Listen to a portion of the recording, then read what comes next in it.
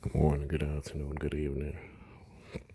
Welcome to the corner. It's your host, here to give a timely word from the timeless source that is the Creator. Same yesterday, today, tomorrow, forevermore. Like the story goes, He gave His only begotten Son up for our own benefit to alleviate us from living in sin in order to have the chance to reign in everlasting life with Him as long as we believe.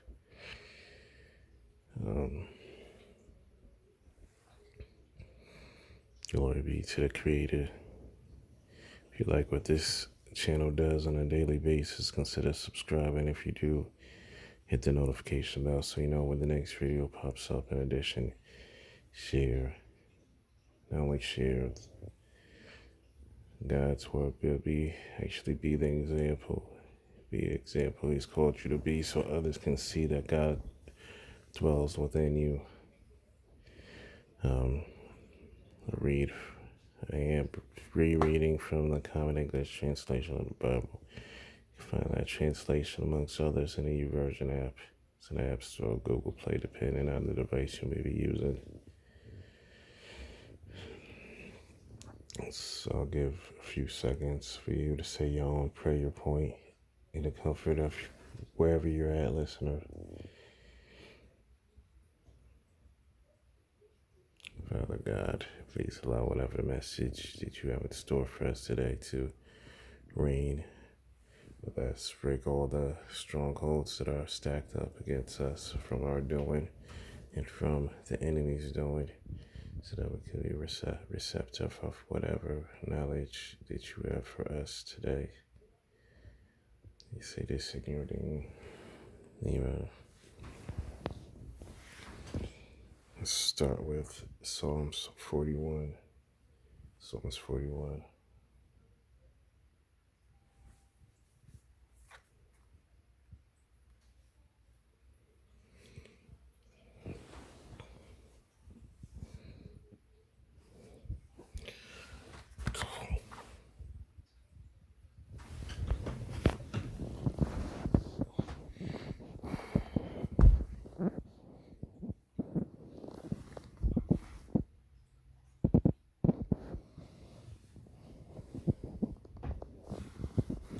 Pardon for the technical difficulties right now.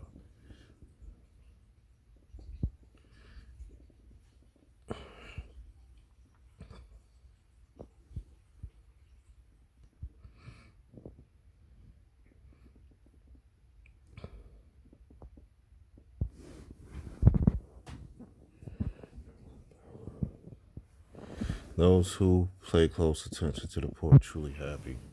The Lord rescues them during troubling times. The Lord protects them and keeps them alive.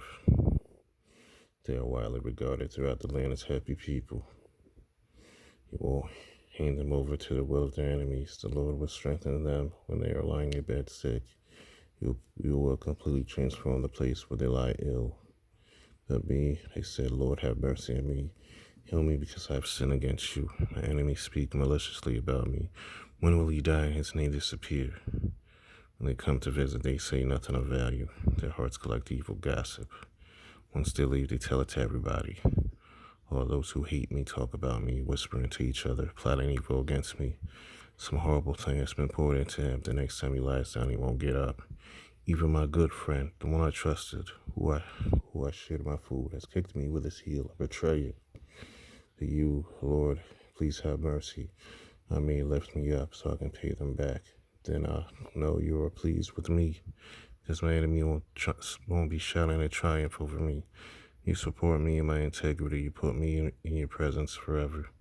Bless the Lord, the God of Israel, forever and forever. Amen and amen. Psalms 41. Let's go to John 13. John 13.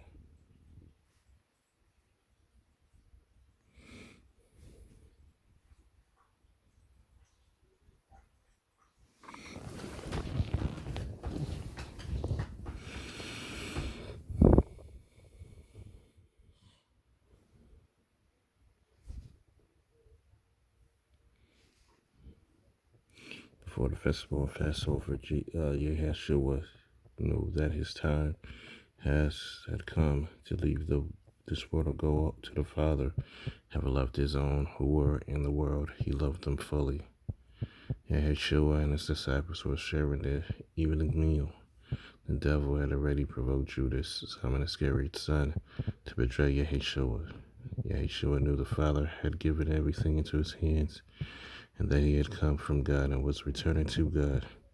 So he got up from the table, took off his robes, picked it up, a linen towel. He tied it around his waist, and he poured water into a wash basin, and began to wash the disciples' feet, drying them with the towel he was wearing. When Yeshua came to Simon Peter, Peter said to him, "Lord, are you going to wash my feet?" Yeshua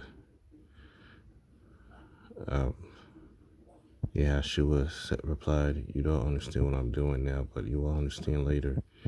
"No," Peter said, "you will never wash my feet." Yeshua replied, "Unless I wash you, you won't have a place with me." Simon Peter said, "Lord, not only my feet, but also my hands and my head." Yeshua responded, "Those who are bathed need only to have their feet washed, because they are completely clean. Your disciples are clean, but not every one of you." He knew who would betray him. That's why he said not every one of you was clean. After he washed the disciples' feet, he put on his robes and returned to his place at the table. He said to them, "Do you know what I've done for you? You call me teacher and Lord, and you speak correctly, because I am.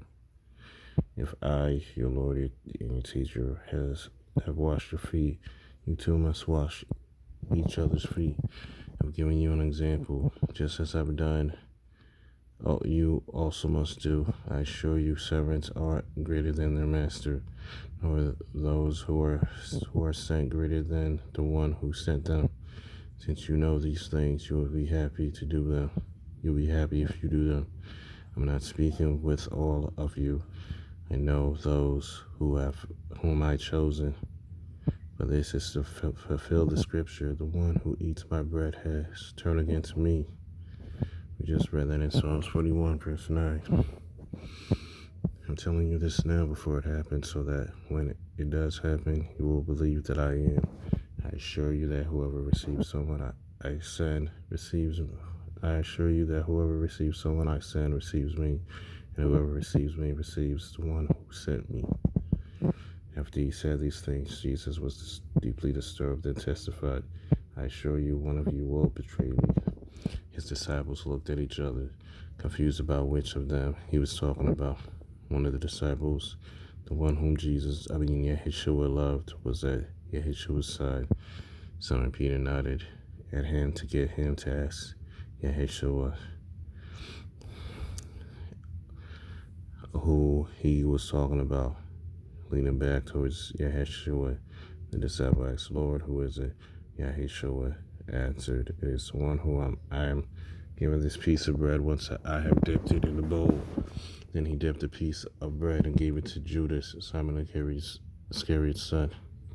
After Judas took the bread, Satan entered into him. Yeshua told him, what are you about to do?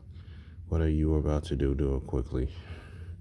No one sitting at the table understood why Yeshua said this to him.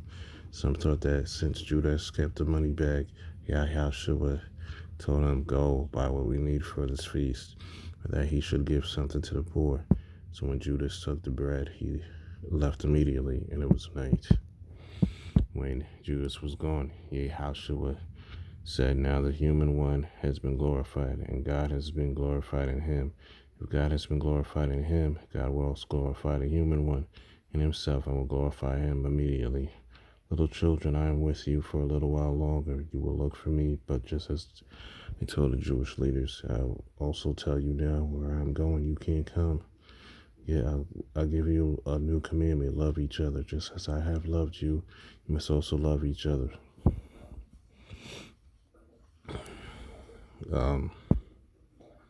This is how everyone will know that you are my disciples, when you love each other.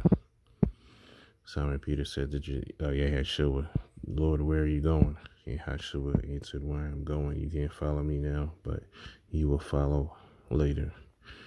Peter asked, Lord, why can't I follow you now? I'll give up my life for you. Jesus replied, will you give up your life for me? I assure you that you will deny me 3 times before the rooster crows. John chapter 13. To conclude, let's go to Colossians 3. Colossians 3.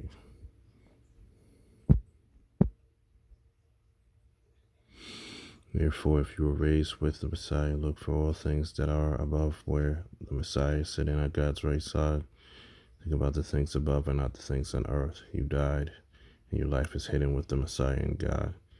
When the Messiah, who is your life, is revealed, then you will be revealed with him in glory.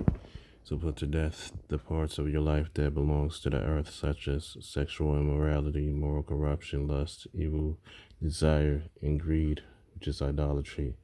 The wrath of God is coming upon disobedient people because of these things.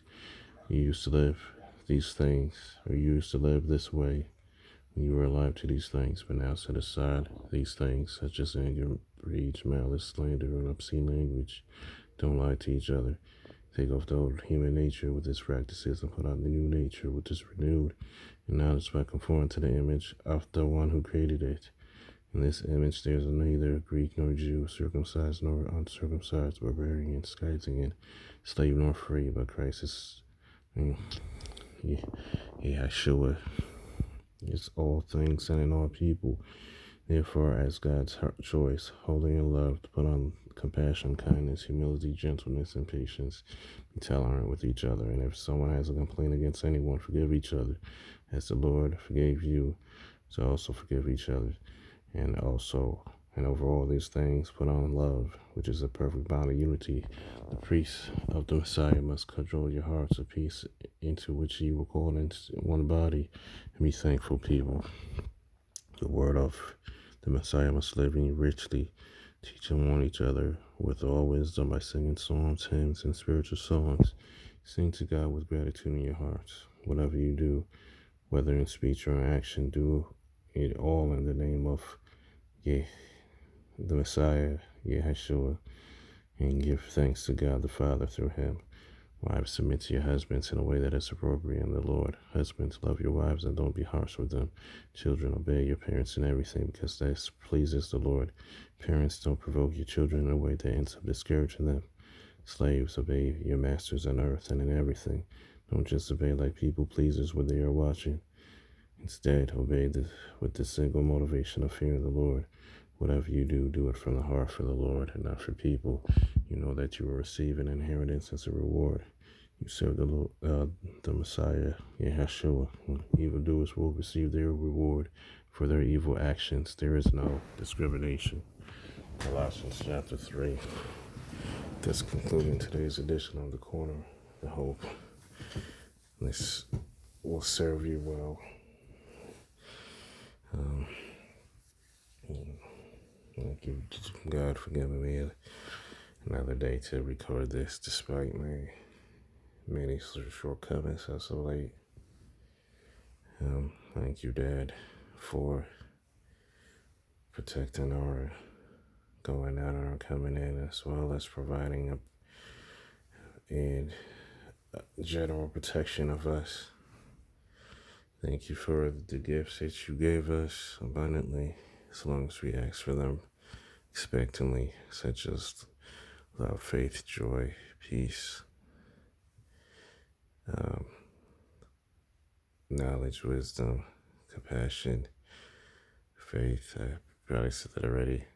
Grace, mercy, forgiveness, revelation, discernment, etc. God willing, I'll be back tomorrow with another installment at The Corner. Be well, be blessed, stay blessed. Most importantly, be the example that God wants you to be to all who you come across. Shalom.